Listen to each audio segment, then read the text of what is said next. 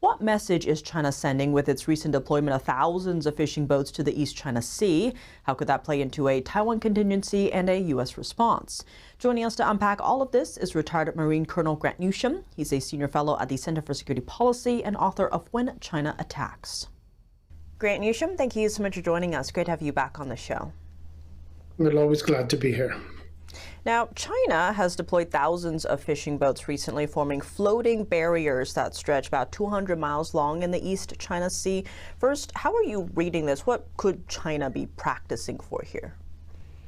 Well, they're practicing using their sort of fishing fleet as a barrier, an obstacle for anyone who might try to get in and help Taiwan. They're also sending a message to the Japanese, as they've done before, actually, in 2014, 2016, saying that anytime we want, we can flood your territory with our fishing boats, say the Senkaku Islands, parts of the Ryukyus, the Ogawasara Islands south of Japan, and there's nothing you can do about it. And they're sending a message. But what they have done is demonstrated an even higher degree of ability to weaponize their fishing fleet, to command and control it, put it where they want it. And this does cause a lot of problems for the United States Navy.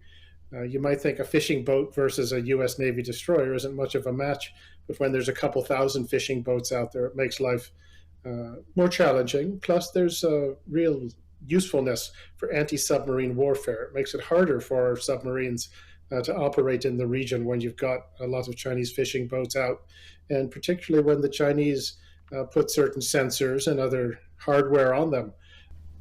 I want to get to the U.S. part, but first, this scale this time seems kind of unprecedented. I know in the past there's been hundreds, but maybe not thousands like we saw here.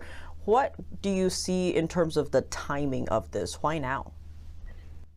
Well, it's just part of a larger intensification on the part of the of the Chinese, to use every resource they've got, from their Navy to their Coast Guard, to their maritime militia, the fishing fleet, put it all together, make it so that you can operate it in a coherent fashion and apply pressure. In this case, it's largely Taiwan that is the main target, but the Chinese are obviously looking farther afield. We've seen them operating similarly against the Philippines in recent years, and the Japanese, as I mentioned, are very much in the Chinese crosshairs. But the Chinese are indeed thinking very closely about how you prevent, say, an outside military, and they use the word external force, but they mean the Americans. How do you keep the Americans from getting in close to Taiwan? Having your fishing fleet weaponized like this is one aspect of the strategy that the Chinese will employ. I want to dig into that potential gray zone warfare area that we're seeing there, because in terms of, say, a Taiwan contingency, if the U.S. is trying to come in, you were talking about how this is already going to embroil that, but there are some raising the concern that this would become a moral dilemma for the U.S., striking, say, civilian boats. How do you see that aspect playing out? Well, it's as moral a dilemma as you want it to be. The Chinese are clearly not just skirting the edge of the law, they've gone well over it. And they are using this as a tool of their military, and that renders it a lawful target.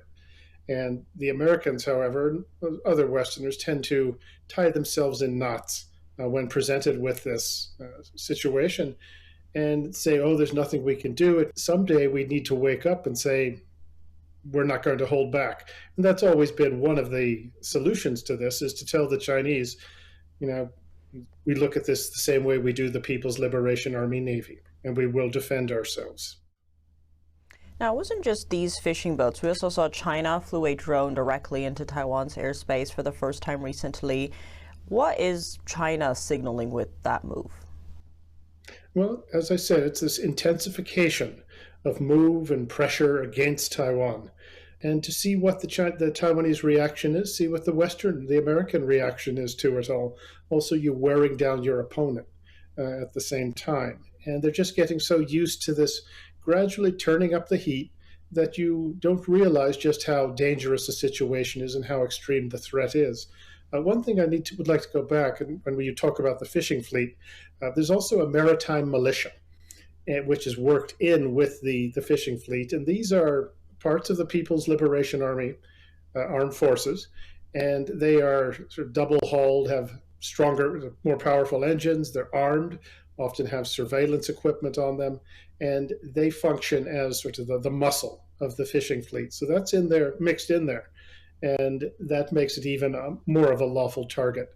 But this is once again Chinese very comprehensive strategy that they've got to use every tool at their resources to overwhelm, just sort of overpower the opponents. Well, Grant Newsham, as always, thank you so much for joining us. I'm glad to be here. Thanks for having me.